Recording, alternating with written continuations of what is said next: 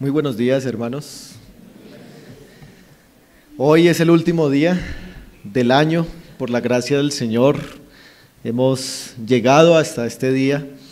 Ha sido todo un año en el que el Señor nos ha permitido oír la palabra, y qué bueno es que el último día del año podamos cerrarlo también escuchando la palabra del Señor.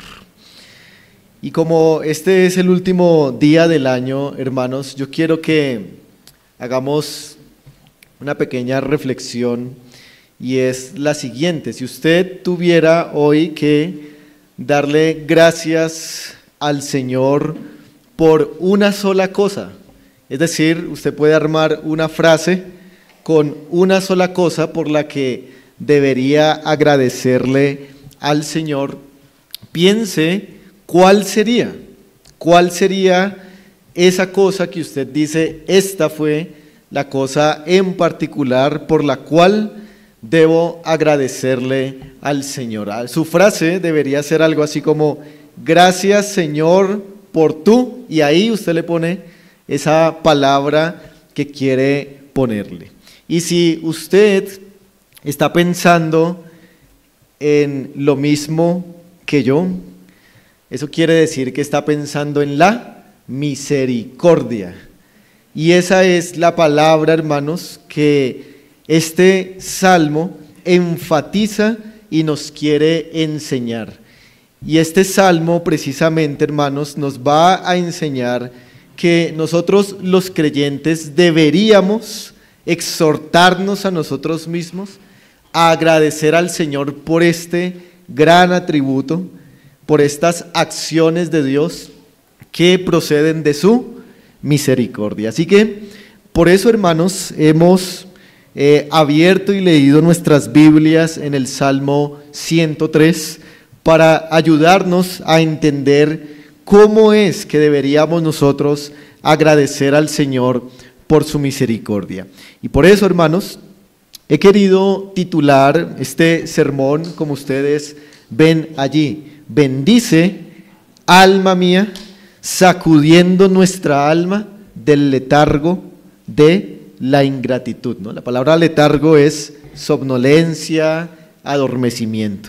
Así que este salmo, hermanos, lo que nos va a enseñar es que nosotros debemos sacudir nuestra alma para que dejemos de ser ingratos y empecemos a ser más agradecidos por este atributo en particular, que es la misericordia de Dios. Y entonces quiero que veamos, hermanos, todo el salmo, quiero que lo estudiemos en esta mañana y que dividamos este salmo en tres partes y que nos introduzcamos inmediatamente en la primera parte para entender entonces de qué se trata bien este salmo.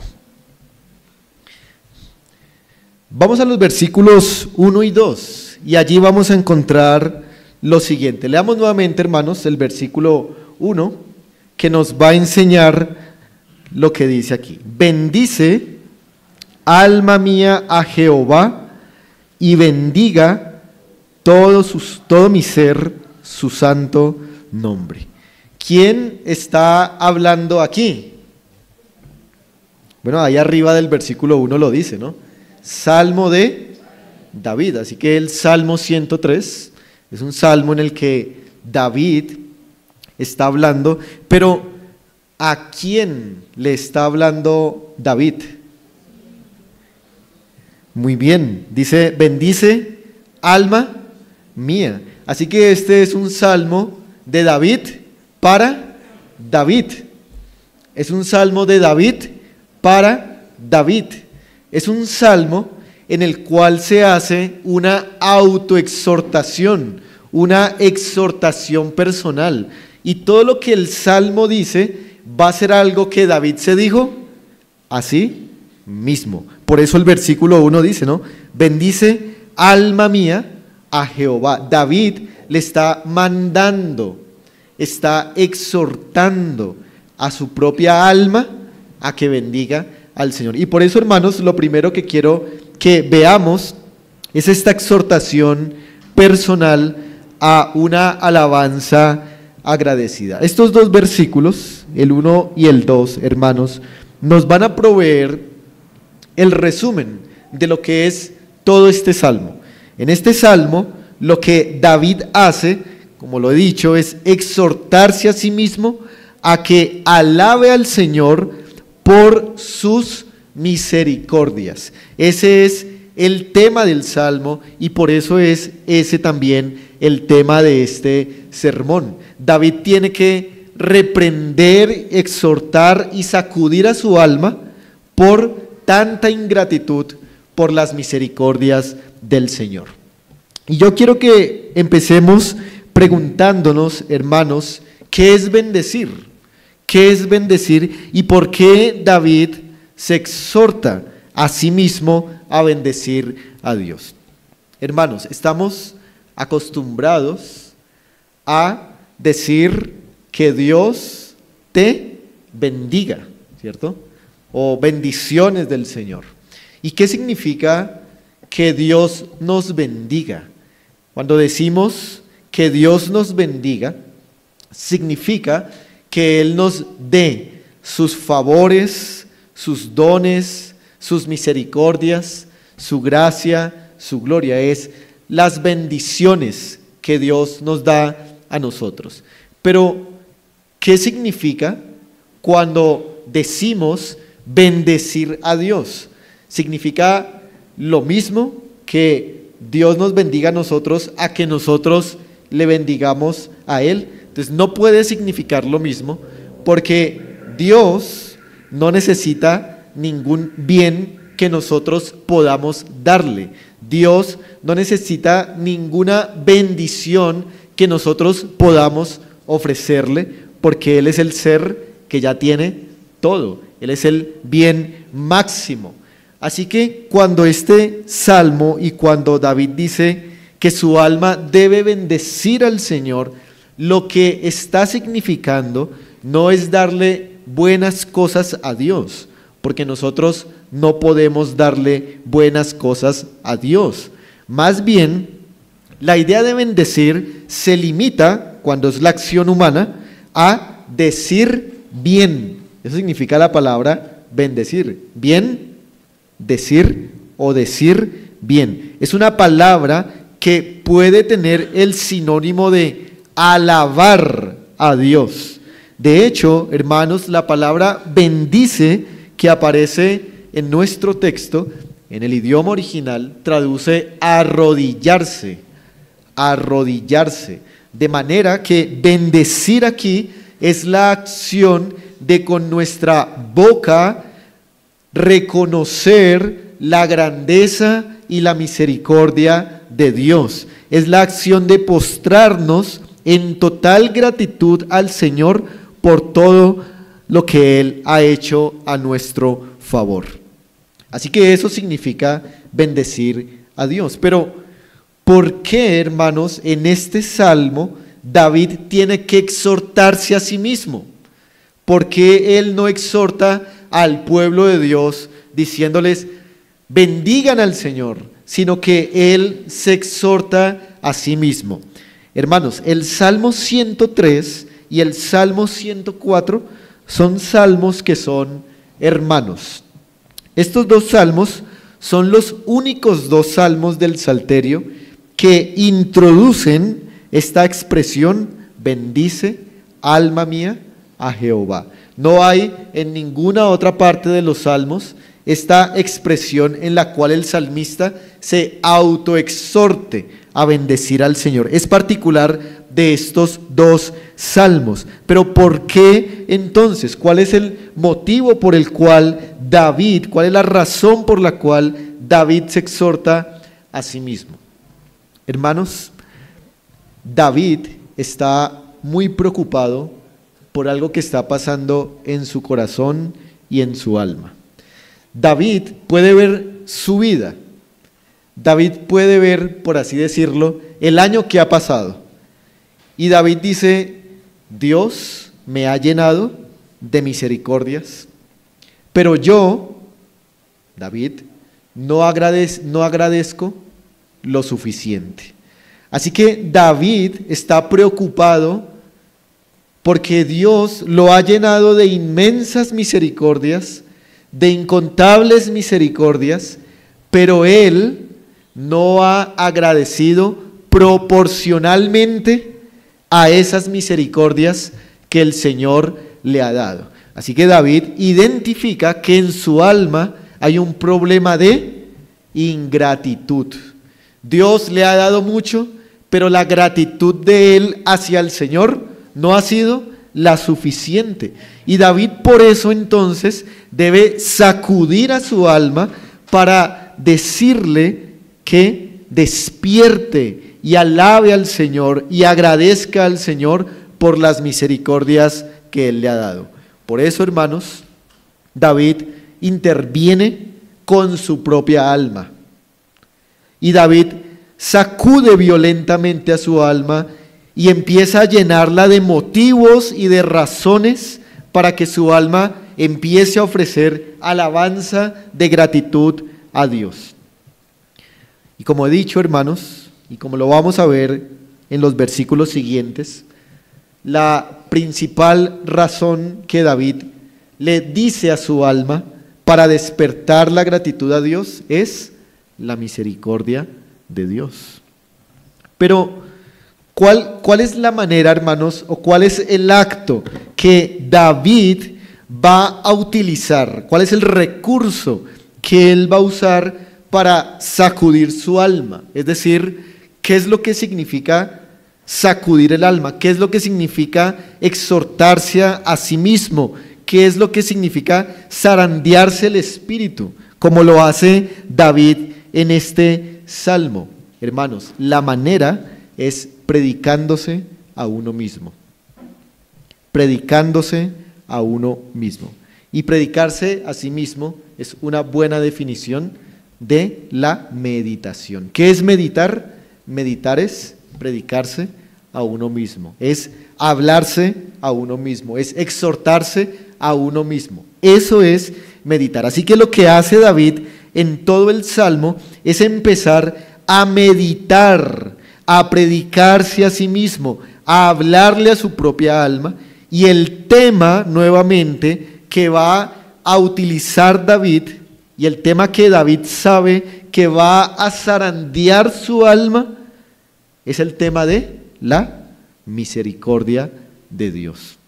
No hay otro tema tan grande, tan asombroso para un pecador que la misericordia de Dios. Es la misericordia de Dios la que puede hacer que el alma de cualquier creyente y de cualquier pecador sea sacudida con violencia para que se despierte y deje la ingratitud y empiece a responder a Dios con alabanzas de gratitud. Al analizar el Salmo, hermanos, todo el Salmo 103, uno puede encontrar, por ejemplo, que la palabra misericordia aparece 5 veces. 5 veces. Y también esta palabra misericordia aparece acompañada de la palabra clemencia, de la palabra compasión también. O sea que en este salmo, casi alrededor de 7 veces, hay una repetición del tema de la misericordia, la compasión, la clemencia y el amor del Señor. Así que ese es el tema, hermanos, en el que David medita en este salmo para sacudir su propia alma. Este es el tema entonces que debería sacudir también en esta mañana nuestras almas. De hecho, hermanos, seguramente usted ha leído el Salmo 136. Y si usted lee el Salmo 136, usted encontrará la frase, porque para siempre es su misericordia. ¿Y sabe cuántas veces aparece en ese salmo la repetición de para siempre es su misericordia? Aparece en total, muy bien, 26 veces, que son los 26 versículos del Salmo 136. Así que, hermanos, cuando el alma está desagradecida, cuando el alma está descontenta, lo que tenemos que hacer es sacudirla con el tema de la misericordia de Dios. Así que si usted no medita lo suficiente en la misericordia de Dios, usted será una persona desagradecida. Pero si usted medita como lo hizo David, si usted se preocupa por su alma, sacúdala a través de la meditación en el tema de la misericordia de Dios. Este tema produce corazones profundamente agradecidos y los despierta de ese letargo de la ingratitud. Así que, hermanos, hoy nuevamente, que es 31 de diciembre, es un buen día para despertar al alma de esa ingratitud en la que ha estado adormecida y empezar a agradecer por todas las misericordias que el Señor nos concedió durante este año y durante toda nuestra vida.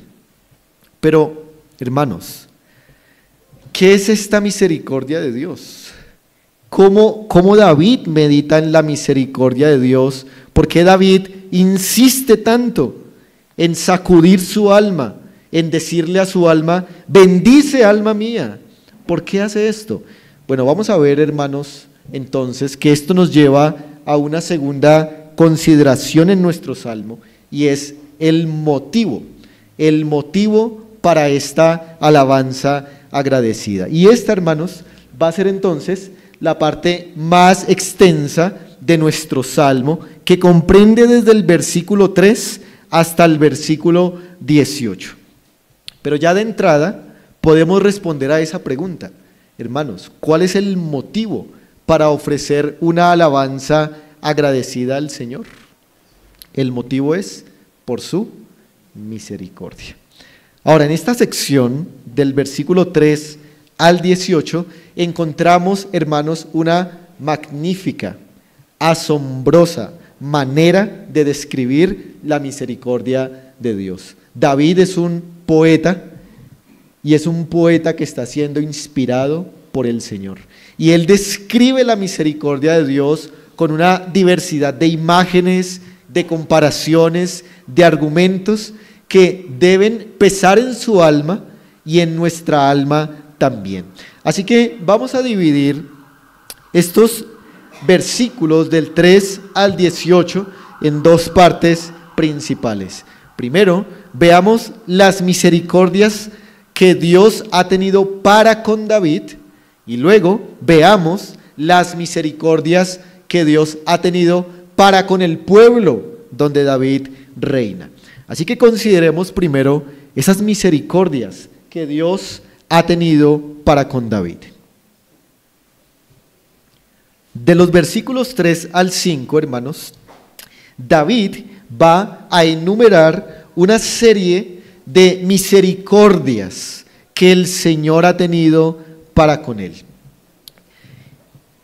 Y es muy probable, hermanos, que David ha experimentado problemas, dificultades, enfermedades durante, vamos a decirlo así, el año que pasó. Pero Dios en todas esas cosas ha tenido misericordia de él. Y entonces David es como si tuviera, vamos a ponerlo así, hermanos, David tiene un cofre que tiene ahí un rótulo que se llama las misericordias de Dios. Es un cofre bien grande que David tiene. Y entonces David coge ese cofre, lo abre y va sacando esos tesoros de la misericordia de Dios que David había olvidado, y empieza a predicárselos, empieza a recordárselos a sí mismo.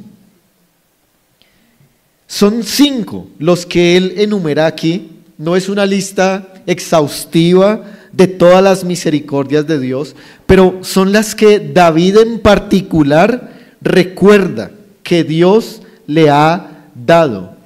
Pero, hermanos, recuerde que todas estas, desde el versículo 3 al 5, ¿a quién se las está diciendo David? a Él mismo. Él se está recordando eso a Él mismo, está en una meditación profunda. ¿Y cuáles son estas 5 misericordias que Dios ha tenido para con Él? Bueno, vamos a mirarlas, cada una de ellas muy brevemente, hermanos. Y la primera, versículo 3, dice: Él es quien perdona todas tus iniquidades. ¿A quién le está hablando? Al alma de Él.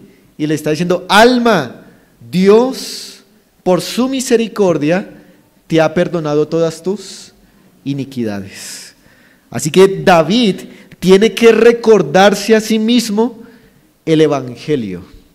David tiene que recordarse a sí mismo que sus pecados han sido perdonados, porque ha pasado un año y él no ha agradecido lo suficiente porque sus pecados le han sido perdonados.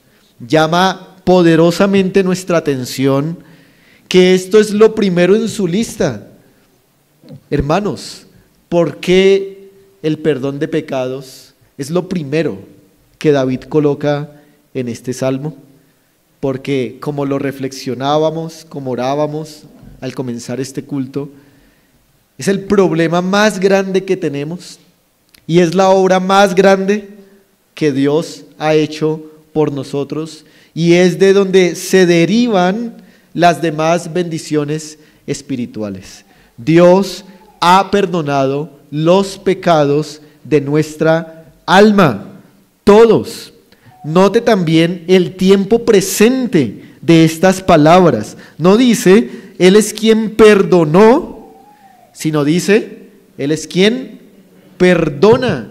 Está en tiempo presente porque Dios, por medio del Evangelio, seguía perdonando los continuos pecados que David cometía. Pero note también que no dice: Él es quien perdona algunas de tus iniquidades o las más pequeñas de tus iniquidades, sino que David le dice a su alma: son todas las iniquidades del alma de David habían sido perdonadas, habían sido limpiadas, todos sus pecados habían sido perdonados. Así que, hermanos, es como si del cofre, esta es la más grande. David sacó la más grande y se la puso a su alma para que su alma reaccionara y despertara en alabanzas de gratitud al Señor. Las demás, las otras 4, hermanos, proceden de esta. Versículo 3 dice: el que sana todas tus dolencias. ¿Las dolencias de qué? ¿Del alma o del cuerpo? Pues como David le está hablando al alma, pues son las dolencias ¿de dónde? Del alma, del alma. Así que David reconoce que Dios es el que cura y el que sana las dolencias del alma una vez que Dios le ha perdonado los pecados a alguien. Dios cura las angustias, Dios cura la tristeza, Dios cura la depresión. Dios es el doctor experto de nuestras almas. Y David lo recuerda en este salmo. Hermanos, pero no podemos negar, por supuesto, que nuestro Dios es también sanador de nuestras dolencias físicas. Cuando el Señor se quiere apiadar de nosotros, Dios disminuye, restaura, sana, cura nuestras aflicciones físicas. Dios lo hace. Dios también manifiesta su misericordia dándole salud y vigor al cuerpo. Piense en este año, todas las veces que su alma y su cuerpo estuvieron adoloridos. Piense todas esas veces, pues en todas esas veces Dios estuvo obrando para disminuir todos esos dolores que usted sufrió, tanto en el alma como en el cuerpo, y David recuerda eso. Luego en el versículo 4 dice: Él es el que rescata del hoyo tu vida. Esto es una forma de decir que la misericordia de Dios Ha librado el alma de David de los peligros, de las angustias, de las tribulaciones. Luego dice, el que te corona de favores y misericordias. Dios le ha dado bendiciones espirituales, materiales, inmerecidas al alma de David. Él es quien sacia de bien tu boca, de modo que te rejuvenezcas como el águila. Solamente el Dios misericordioso, hermanos, es el que sacia el alma, el que le da de comer y de beber al alma. Y cuando Dios lo hace, cuando Dios es el que sacia, ¿qué pasa con el alma? Se rejuvenece. El hombre interior se rejuvenece cuando Dios es el que sacia. Pero cuando nosotros, hermanos, buscamos saciarnos en algo que no es Dios, puede que temporalmente hallemos algún tipo de saciedad, pero eso no nos rejuvenece, eso nos envejece. Pero cuando Dios es el que nos sacia, hermanos, somos rejuvenecidos. Pero, hermanos, nuevamente déjeme hacer énfasis en esa primera bendición, en esa primera misericordia. David dice que él ha perdonado todas sus iniquidades. Su alma está libre de pecado. Hermanos, eso es lo más importante que Dios ha hecho por usted y por mí. Dios en Jesucristo cargó todos nuestros pecados. Él resolvió la deuda infinita que usted tenía. Él la resolvió, perdonándole todos sus pecados de ayer, de hoy, de mañana.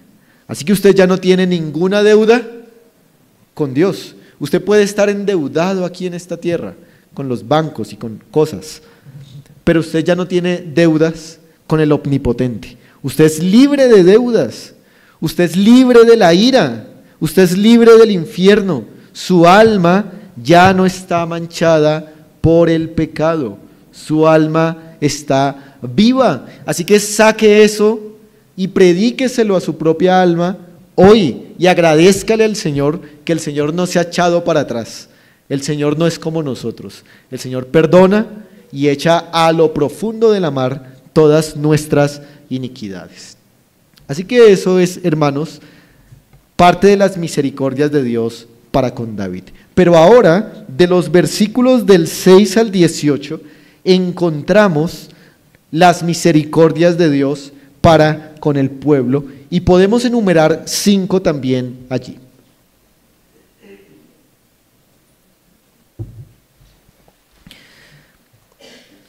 El versículo 6 nos presenta al Dios justo, al Dios que da a cada quien lo que cada quien merece. El versículo 7 nos presenta a este Dios que se ha querido revelar, que se ha querido dar a conocer. Pero a partir del versículo 8, hermanos, David empieza a profundizar, a sumergirse más en el tema de la misericordia de Dios.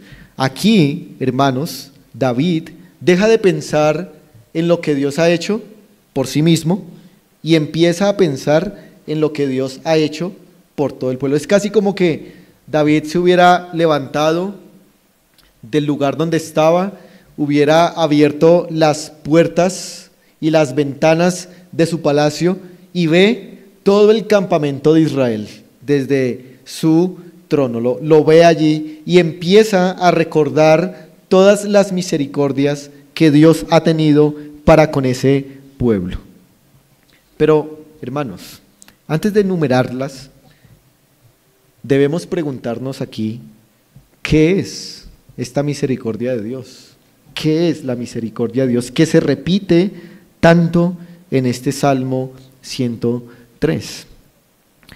No hay palabras, hermanos, debemos reconocerlo. Las palabras nos faltarían para poder definir la misericordia de Dios. Podemos definirla con algunas palabras, con algunos términos, pero cualquier definición es pequeña y corta para tratar de describir lo que es esto de la misericordia de Dios. Pero podemos decir, hermanos, que la misericordia de Dios es que este Dios se conmueve desde sus entrañas a actuar en beneficio de los que estamos en miseria. Es que este Dios se conmueve desde sí mismo se conmueve para actuar en beneficio de los que estamos en una condición de miseria. Así que Dios se conmueve de nuestra miseria y actúa para resolver la miseria de nosotros. Eso es la misericordia de Dios. Y esto es importante, hermanos, porque miren, a veces cuando usted mira las noticias y ve las guerras y los traumas, usted dice, se llena usted de este sentimiento de compasión y dice, uy, pobres personas, y eso está bien, y eso pues hay que hacerlo. Pero Dios, hermanos, va mucho más allá. Dios no solamente ve y se conmueve, sino que Dios es el único que tiene el poder para actuar de tal manera que resuelva esas profundas miserias de la raza humana. Ese es el Dios. Ese es el Dios de la Biblia, el Dios misericordioso. El verso 8 dice, misericordioso y clemente es Jehová. Hermanos, parte de su naturaleza es ser misericordioso. Si Él deja de ser misericordioso, Él deja de ser Dios.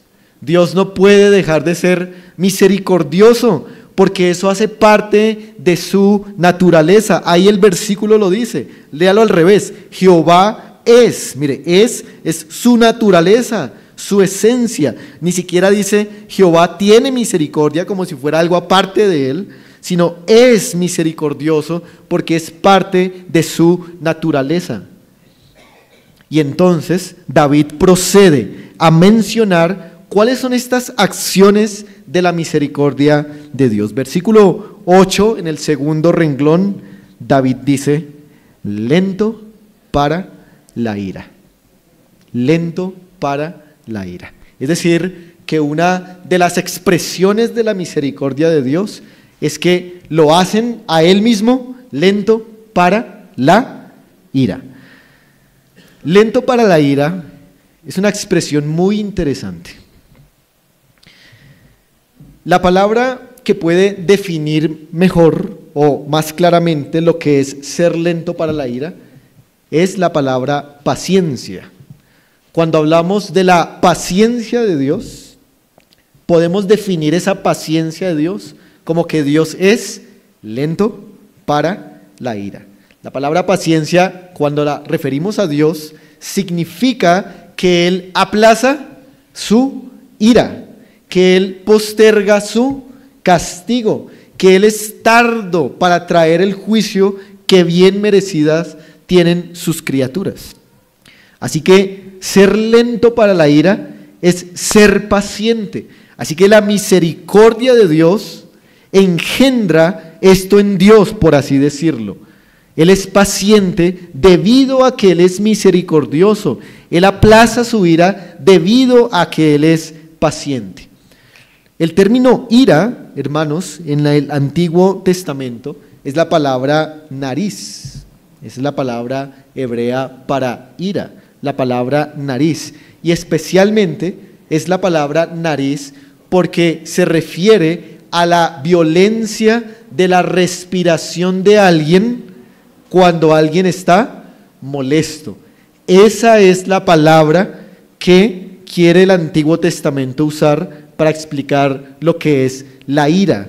La ira es la respiración violenta de Dios que se ha despertado debido a la indignación que Él tiene contra el pecado de sus criaturas. Dios está respirando violentamente contra los pecadores, pero Él es misericordioso. y Él no trae el castigo, y Él domina su propio ser y sus propios atributos.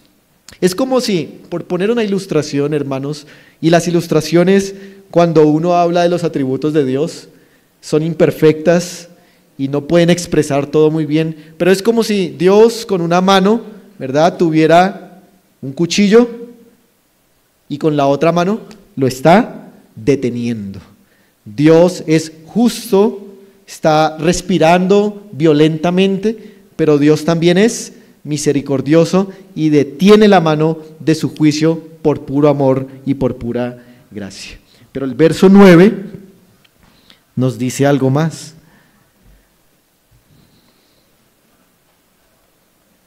No contenderá para siempre, ni para siempre guardará enojo. Es decir, hermanos, que esta respiración violenta, que esta ira en Dios, debido a su misericordia, no es para siempre en Él hacia su pueblo escogido. Como ustedes recordarán, en el Antiguo Testamento, lo que se usaba, lo que Dios había enseñado, que era la manera de aplazar su ira, era el sacrificio de los corderos. En especial, ese que se hacía una vez al año. Ese sacrificio de los corderos postergaba la ira de Dios un año más en el día de la expiación.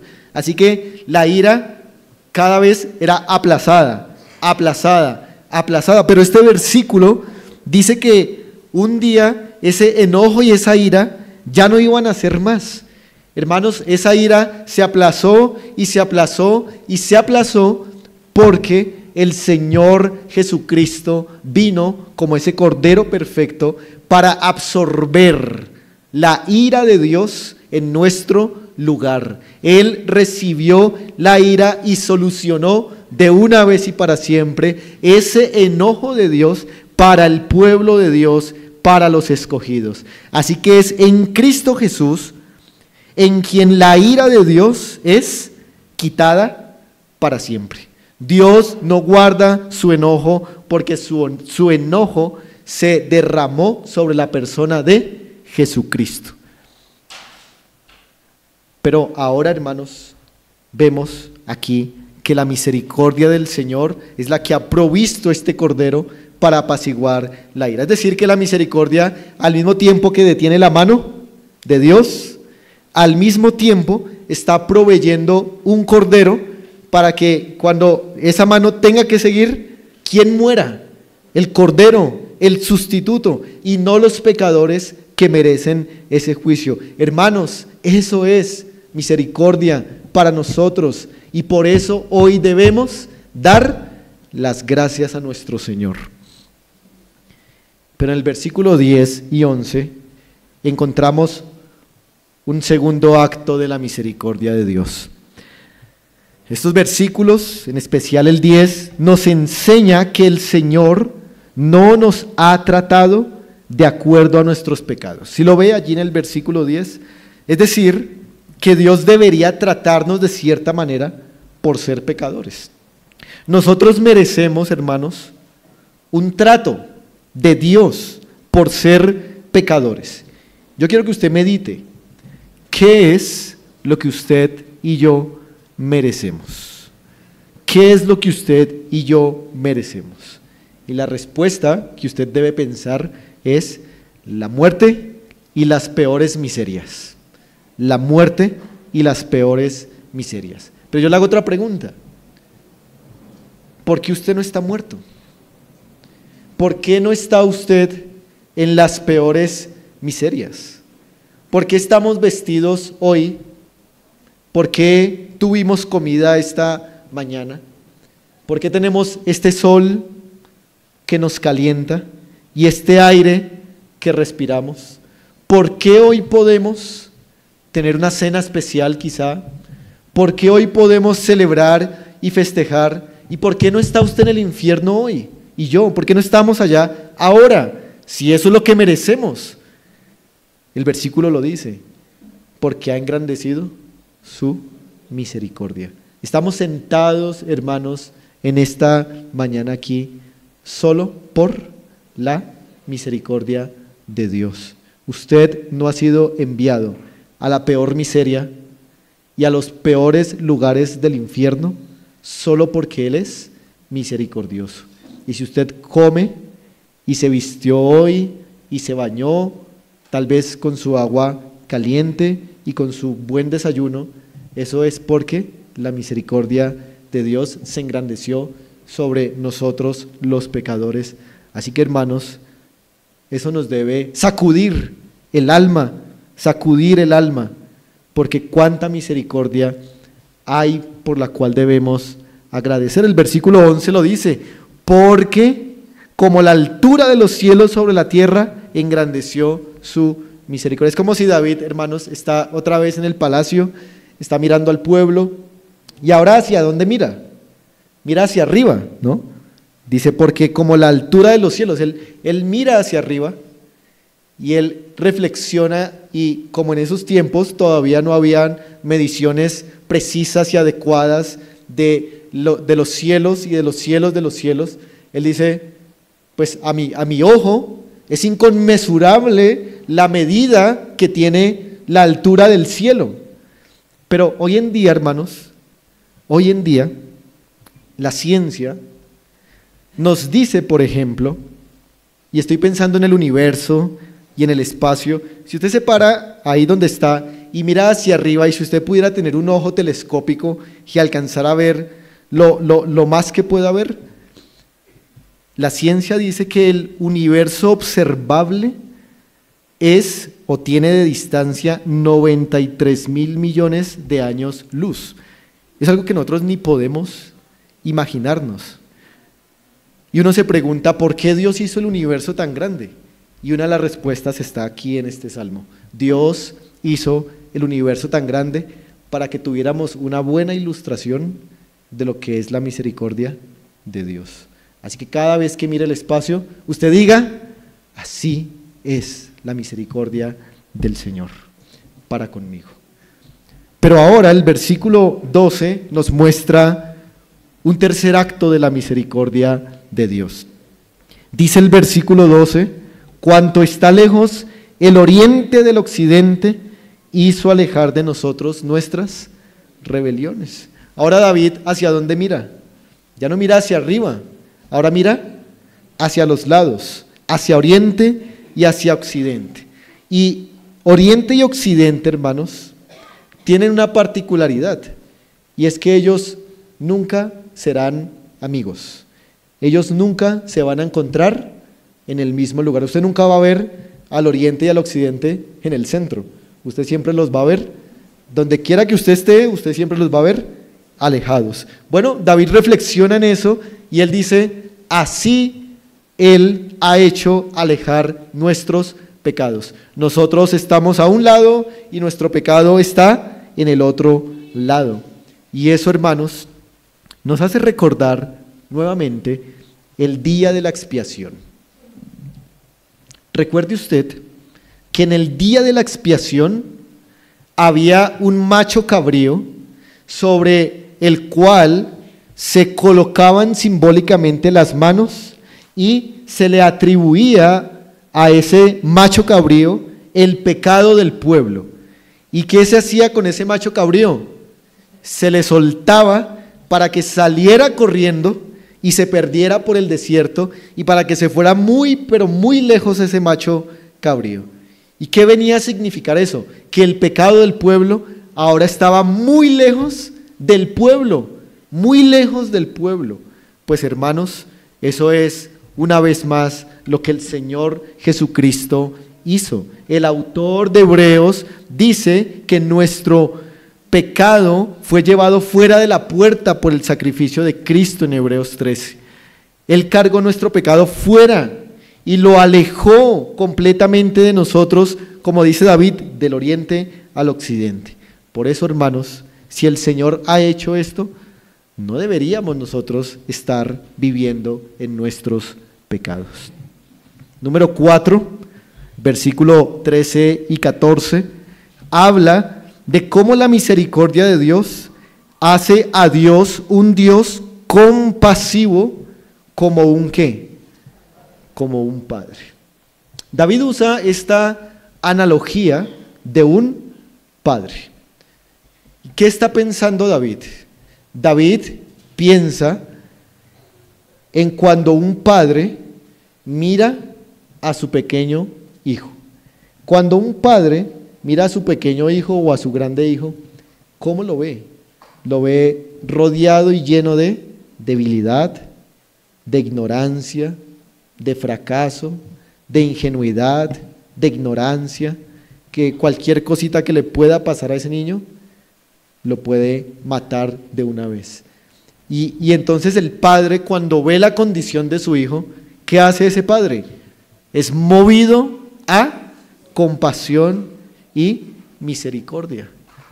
Es movido a misericordia y a compasión por esos hijos. Así es el Señor cuando nos mira a nosotros. Porque cuando Él nos mira, según el versículo, ¿qué es lo que ve? ¿Qué es lo que ve? Polvo. Ahí lo dice el versículo 14. Porque Él conoce nuestra condición, se acuerda de que somos polvo. Así que el Dios misericordioso, ¿cómo nos ve? Como polvo, como polvo. El polvo a veces ni siquiera se alcanza a ver, pero Dios sí tiene ojos para ver el polvo. ¿Y quién es ese polvo? Somos nosotros. Una alusión a que hemos sido creados del polvo de la tierra y para Dios seguimos siendo eso. Somos polvo y somos polvo corrompido. Somos polvo sucio, manchado por el pecado. Y esta condición nuestra es la que Dios beneficia con su gracia y con su misericordia. Así que, hermanos, el Señor es misericordioso en nuestra condición. Número 5, por su misericordia siempre será misericordioso. Por su misericordia el Señor siempre será misericordioso. Miren los versos 15 al 18 que los leíamos. Hay una ilustración allí del hombre, como el pastor Andrés lo mencionaba al iniciar. ¿Con qué es comparado el hombre? Con la hierba. Brota pronto, florece pronto, pero pronto el viento la seca y muere y ya no se conoce más. Pero en el verso 17, en contraste con el hombre, ¿cómo es la misericordia de Dios? Desde la eternidad, miren, y hasta la eternidad. Hermanos, la misericordia de Dios es para siempre, aún en el cielo, cuando muramos y partamos a su presencia, Dios va a seguir manifestando su misericordia, porque miren, ningún día de los que vamos a estar en el cielo, ni un solo segundo de los que vamos a estar en el cielo, vamos a estar debido a nuestros propios méritos u obras, sino que cada segundo que usted va a estar en el cielo va a ser debido a la misericordia de Dios. Así que eso es algo por lo cual, hermanos, nuestra alma debe despertar en gratitud al Señor. Pero déjeme ahora hacer una aplicación aquí. Y es que este salmo, el Salmo 103, si usted lo analiza, hermano, usted va a encontrar aquí una antropología muy interesante. Una antropología. La antropología es el estudio del hombre. La antropología de este salmo es la adecuada, es la verdadera, es lo que Dios piensa del hombre. Y si usted se dio cuenta, el hombre en este salmo es alguien que tiene iniquidades, es alguien que tiene dolencias en el alma, es alguien que continuamente está en un hoyo, es alguien que tiene continuamente hambre espiritual, es alguien que merece la ira, es alguien que tiene pecado, que tiene rebeliones, es alguien que es polvo, que pasa rápido.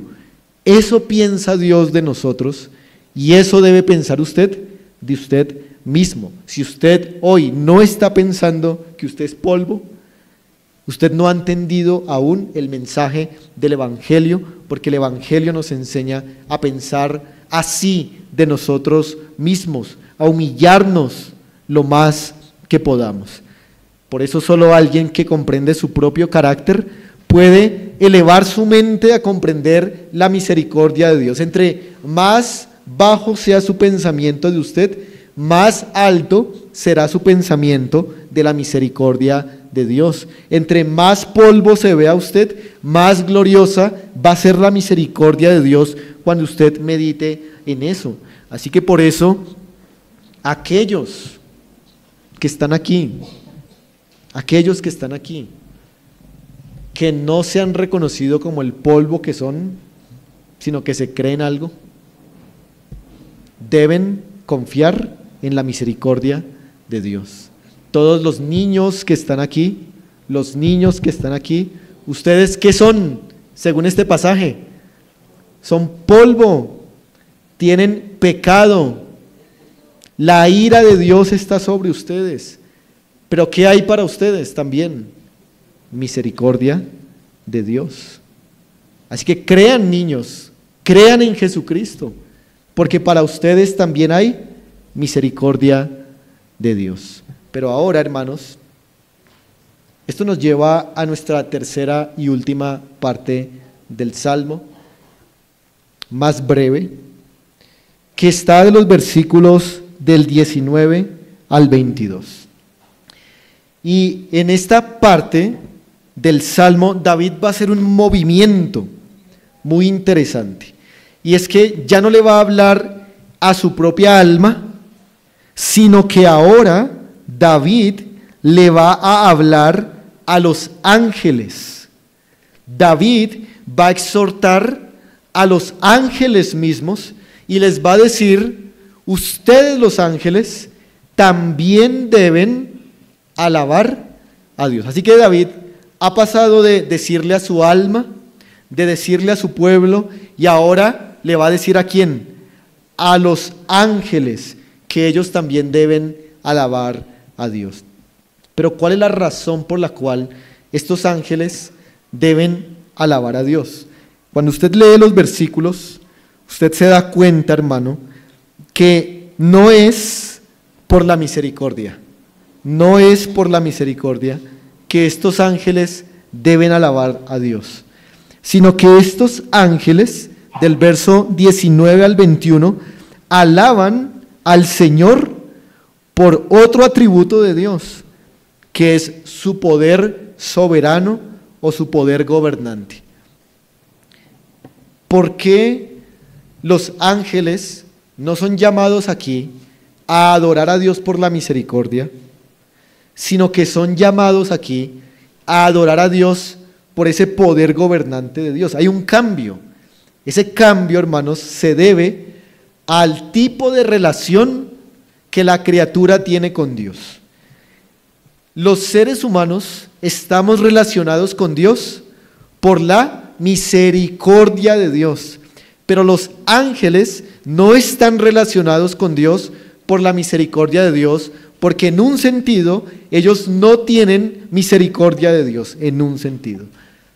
Los ángeles contemplan la gloria y la majestad de Dios, y es debido a ese tipo de relación que tienen con los ángeles que ellos adoran y deben alabar al Señor. Pero nosotros tenemos otro tipo de relación con Dios, una relación por pacto de misericordia, y es debido a esa misericordia que alabamos a Dios. Los ángeles lo adoran por su poder gobernante, nosotros lo alabamos por su misericordia. Pero hermanos, los ángeles quisieran, anhelarían poder entender la misericordia de Dios. El apóstol Pedro dice que estos ángeles anhelan mirar las cosas que se han predicado en el Evangelio.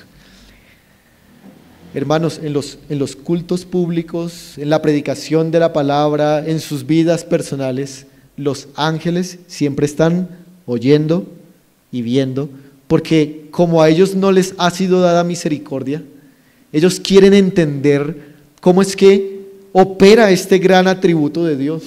Ellos, por ejemplo, estuvieron presentes en el nacimiento de Cristo, en la ascensión de Cristo, en esos actos de la misericordia de Dios. En la cruz del Calvario estuvieron los ángeles viendo, porque no han comprendido cómo el Dios que es Rey se ha hecho hombre para venir a traer la misericordia. Ellos no lo entienden. Somos nosotros los beneficiarios de la misericordia de Dios. Estamos en un gran privilegio, los seres humanos, un privilegio mayor que el de los ángeles. Y David entonces termina este salmo haciendo una exhortación también a todas las obras de Dios y termina como comenzó. ¿Cómo termina? Bendice, alma mía, a Jehová. Así cierra este glorioso salmo. Pero déjenme entonces, hermanos, concluir. Hemos aprendido de este salmo que debemos sacudir nuestra alma del letargo de la ingratitud. ¿Y cómo lo hacemos? Recordándonos a nosotros las misericordias redentoras de Dios. Quiero terminar, hermanos, mostrando cómo este salmo apunta a la persona de Jesucristo. La manifestación de la misericordia de Dios tiene su clímax en la cruz de Cristo. David lo veía de lejos. Nosotros hoy lo vemos más de cerca. El clímax de la manifestación de la misericordia de Dios para la humanidad es la cruz de nuestro Señor Jesucristo. Allí, hermanos, en la cruz del Calvario, nuestra iniquidad fue perdonada. Allí en la cruz del Calvario, sus dolencias fueron curadas. Allí en la cruz del Calvario, nuestra alma fue sacada del hoyo. En la cruz del Calvario es donde bebemos para ser saciados. En la cruz de Jesucristo somos rejuvenecidos en el alma. En la cruz del Calvario la ira de Dios fue apaciguada. En la cruz es donde su alma debería estar, pero no estuvo. Estuvo la alma del justo y del inocente Cordero. En la cruz del Calvario, el Padre mostró compasión por pecadores, aunque no la mostró por su Hijo en ese momento. En la cruz del Calvario, los ángeles se asombraron de la misericordia. En la cruz del Calvario, el Señor demostró su señorío y su gloria sobre las fuerzas del mal. Hermanos, la cruz de Cristo es la misericordia para los pecadores. Ahora la pregunta es, ¿tú la tienes? ¿Tienes esta misericordia que se te ha dado en Cristo? ¿Es tuya? ¿La has recibido? Si no lo has hecho, hazlo ya. Confía en su perdón, confía en su cruz. Y si ya lo hiciste, vuélvetelo a predicar en esta mañana. Predícate la cruz de Cristo, que es la expresión de la misericordia de Dios, hermanos, y alabemos a nuestro Señor en gratitud, porque este año fue un año de misericordia, no fue de otra cosa. Y el año que viene, ¿de qué será? De más misericordia. Y la eternidad, ¿de qué será? De misericordia. Así que, hermanos, gracias al Señor, porque para siempre es su misericordia. Vamos a orar y damos gracias al Señor. Padre, no hay palabras, Señor, para agradecer las profundidades de tu amor. Oh Padre, como David lo describió, es maravilloso, como él se predicó a su alma, es glorioso. Oh Padre, pedimos perdón, porque cuán ingratos, Señor, hemos sido a ti. No hemos agradecido lo suficiente. Ni la eternidad, Señor, bastará para agradecerte, porque nos has perdonado y nos has librado.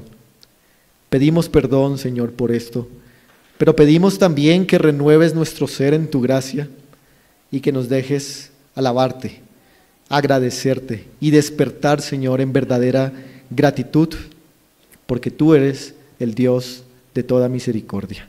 Bendito sea tu nombre, Señor, y te agradecemos. por Jesucristo y en Jesucristo. Amén.